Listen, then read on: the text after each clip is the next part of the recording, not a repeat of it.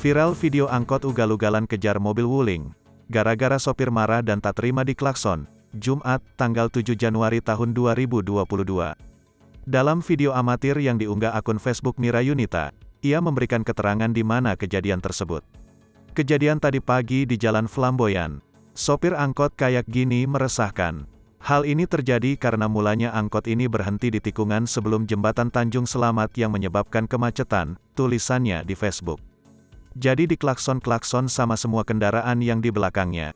Kebetulan mobil Wuling itu tepat di belakang angkot, jadilah dikejar-kejarnya mobil Wuling itu, jelasnya. Dalam video tampak angkot berwarna biru bertuliskan, Bus Kota, tampak melintas ugal-ugalan. Angkot itu tampak mengejar mobil Wuling berwarna hitam yang berada tepat di depannya. Sambil memegang setir, sang sopir terlihat memegang benda tumpul seperti alat pukul di tangan kanannya. Padahal kan yang klakson bukan dia, ucap pria dalam video. Nah lihat itu dipukulnya mobilnya, Wuling, tambahnya. Bukannya memperhatikan keselamatan para penumpang yang berada di dalam angkot, sang sopir malah terus mengikuti egonya.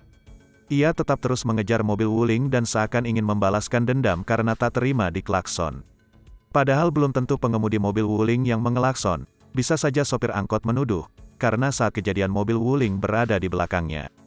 Namun siapa yang tahu, karena saat terjadi kemacetan tentu hampir setiap pengemudi yang tidak sabar akan membunyikan klakson, agar pengendara di depan risih dan segera mencari cara agar melintas.